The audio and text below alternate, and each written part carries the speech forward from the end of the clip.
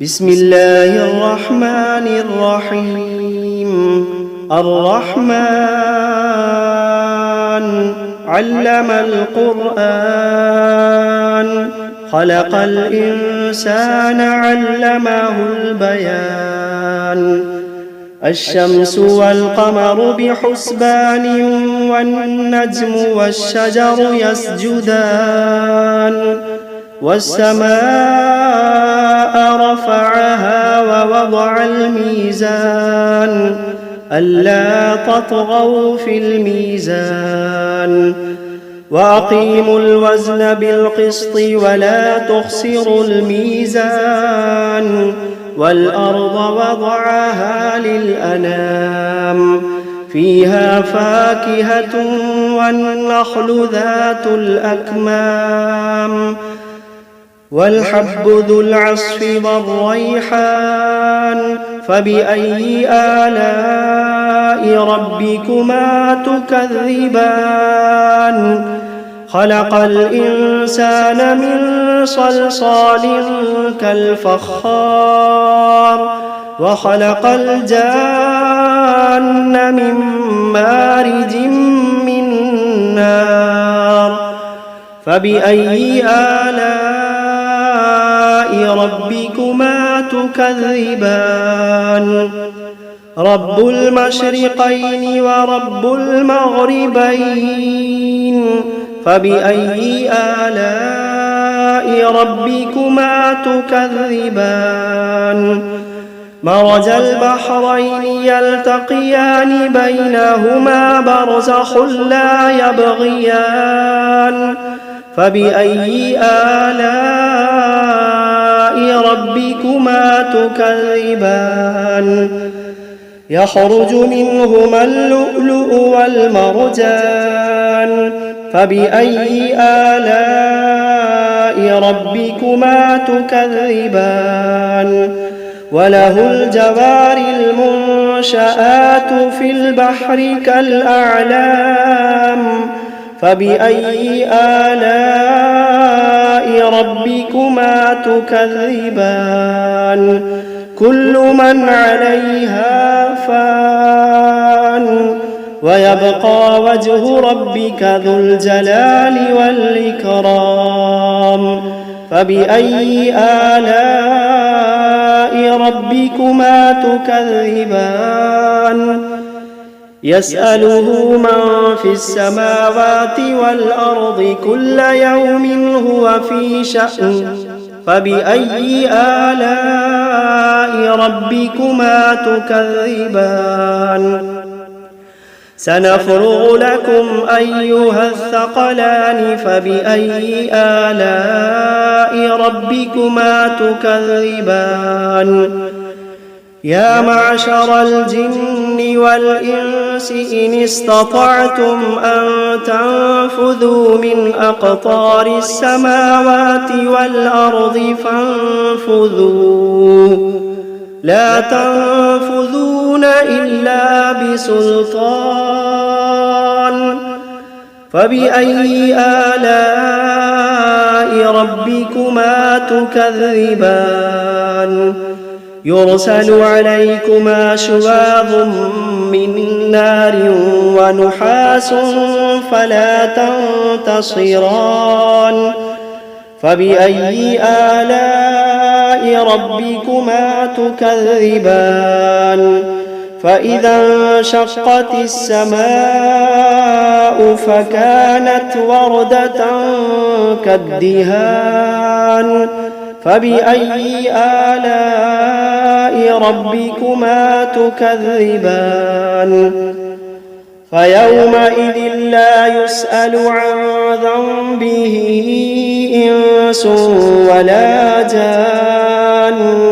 فبأي آلاء ربكما تكذبان؟ يعرف المجرمون بسيماهم فيؤخذ بالنواصي والأقدام. فبأي آلاء ربكما تكذبان؟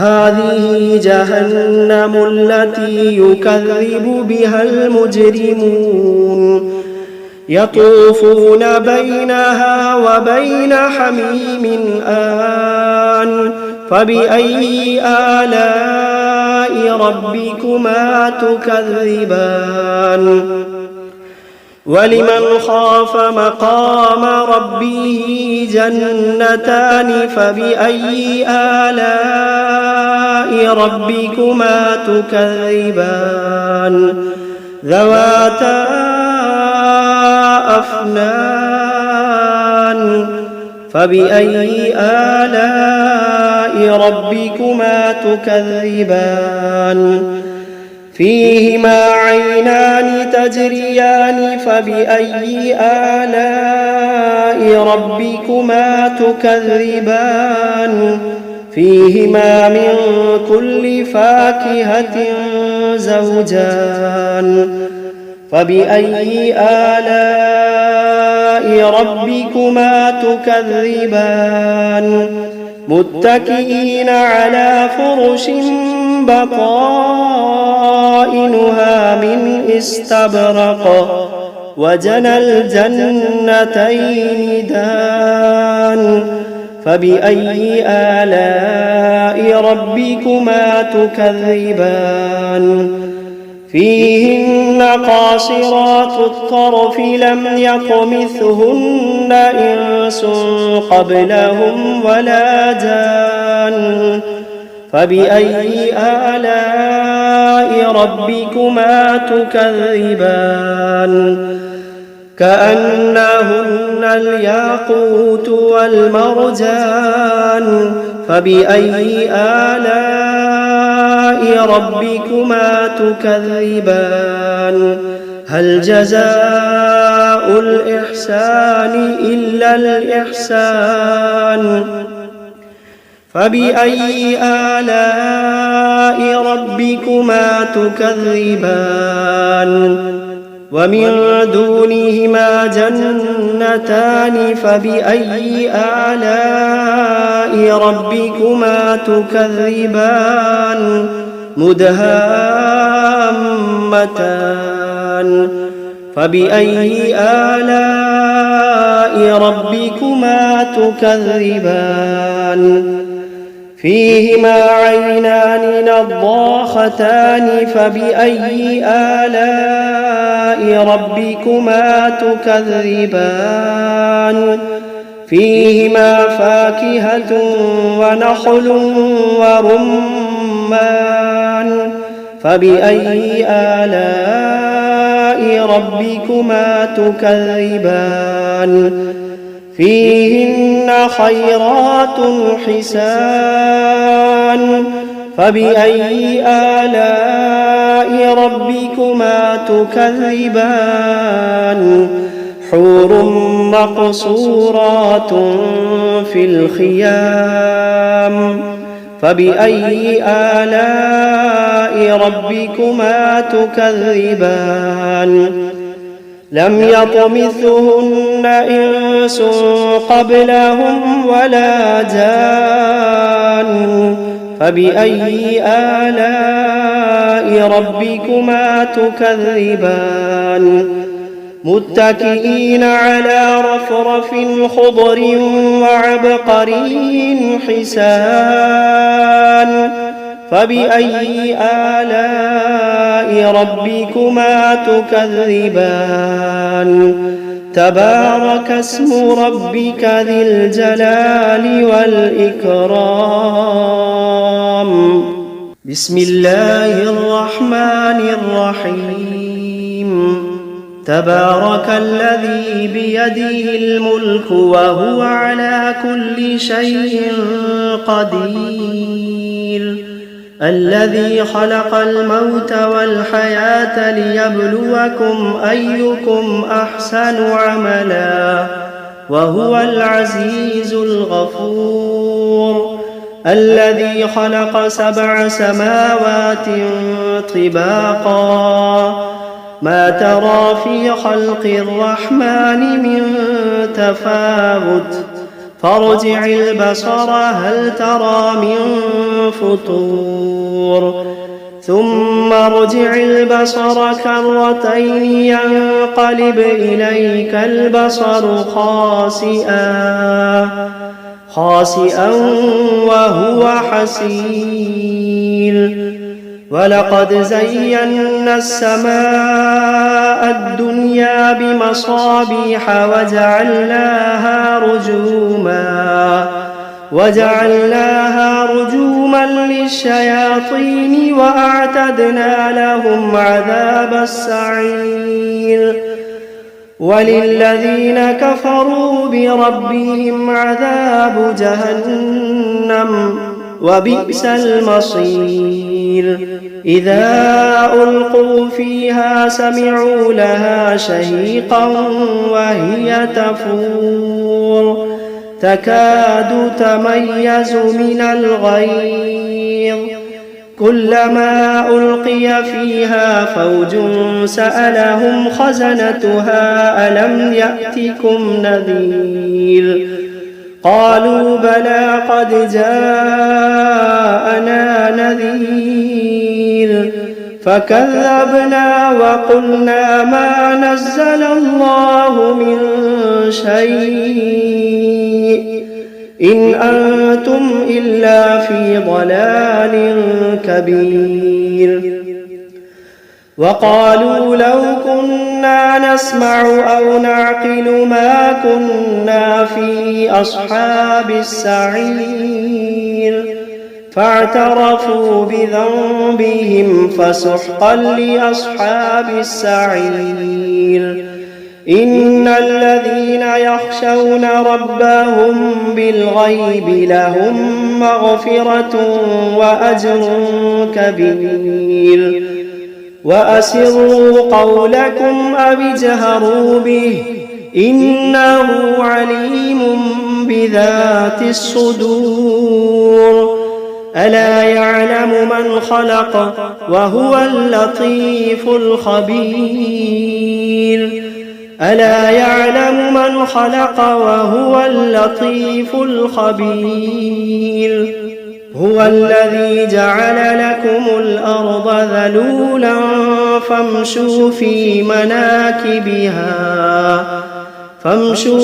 مناكبها وكلوا من رزقه وإليه النشور أأمنتم من في السماء أن يخسف بكم الأرض فإذا هي تمور أم أمنتم من في السماء أن يرسل عليكم حاصبا فستعلمون كيف نذير ولقد كذب الذين من قبلهم فكيف كان نكير أولم يروا إلى الطير فوقهم صافات ويقبضن ما يمسكوهن إلا الرحمن إنه بكل شيء بصير أمن هذا الذي هو جند لكم ينصركم من دون الرحمن إن الكافرون إلا في غرور أمن هذا الذي يرزقكم إن أمسك رزقه بل لجوا في عتب ونفور أفمن يمشي مكبا على وجهه أهدى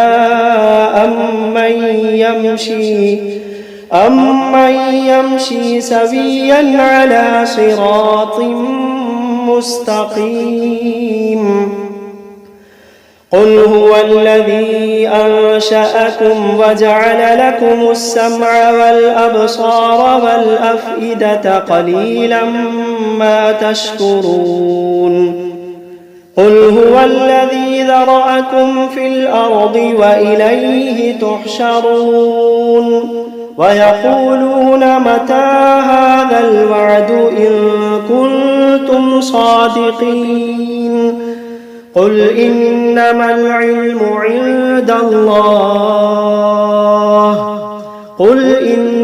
العلم عند الله وإنما أنا نذير مبين فلما رأوه زلفة سيئت وجوه الذين كفروا وقيل هذا الذي كنتم به تدعون قل أرأيتم إن أهلكني الله ومن معي أو رحمنا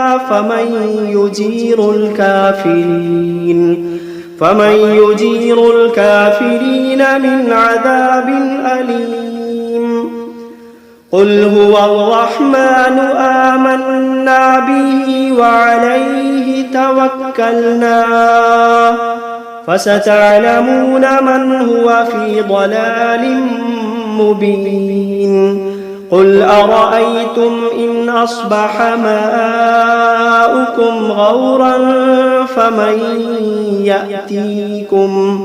فمن يأتيكم بماء معين بسم الله الرحمن الرحيم قل أوحي إلي أنه استمع نفر من الجن فقالوا إنا سمعنا قرآنا عجبا يهدي إلى الرشد فآمنا به ولن نشرك بربنا أحدا وأنه تعالى جد ربنا ما اتخذ صاحبة ولا ولدا وأنه كان يقول سفيهنا على الله شططا وأنا ظننا أن لن تقول الإنس والجن على الله كذبا وأنه كان رجال من الإنس يعوذون برجال من الجن فزادوهم رهقا وأنهم ظنوا كما ظننتم أن لن يبعث الله أحدا وأنا لمسنا السماء فوجدناها ملئت حرسا شديدا وشهبا وأنا كنا نقعد منها مقاعد للسمع فمن يستمع الآن يجد له شهابا رصدا وأنا لا ندري أشر أريد بمن في الأرض أم أراد بهم ربهم رشدا وأنا منا الصالحون ومنا دون ذلك كنا طرائق قددا وأنا ظننا أن لن نعجز الله في الأرض ولن نعجزه هربا وأنا لما سمعنا الهدى آمنا به فمن يؤمن بربه فلا يخاف بخسا ولا رهقا وأنا منا المسلمون ومنا القاسطون فمن أسلم فأولئك تحروا رشدا وأما القاسطون فكانوا لجهنم حطبا وأن لو استقاموا على الطريقة لأسقيناهم ماء غدقا لنفتنهم فيه ومن يعرض عن ذكر ربه يسلكه عذابا صعدا وأن المساجد لله فلا تدعوا مع الله أحدا وأنه لما قام عبد الله وأنه لما قام عبد الله يدعوه كادوا يكونون عليه لبدا قل إنما أدعو ربي ولا أشرك به أحدا قل إني لا أملك لكم ضرا ولا رشدا قل إني لا أملك لكم ضرا ولا رشدا قل إني لن يجيرني من الله أحد قل إني لن يجيرني من الله أحد ولن أجد من دونه ملتحدا إلا بلاغا من الله ورسالاته ومن يعص الله ورسوله فإن له نار جهنم ومن يعص الله ورسوله فإن له نار جهنم خالدين فيها أبدا حتى إذا رأوا ما يوعدون فسيعلمون من أضعف ناصرا وأقل عددا قل إن أدري أقريب ما توعدون أم يجعل له ربي أمدا عالم الغيب فلا يظهر على غيبه أحدا إلا من ارتضى من رسول فإنه يسلك من بين يديه ومن خلفه رصدا ليعلم أن قد أبلغوا رسالات ربهم وأحاط بما لديهم وأحصى كل شيء عددا.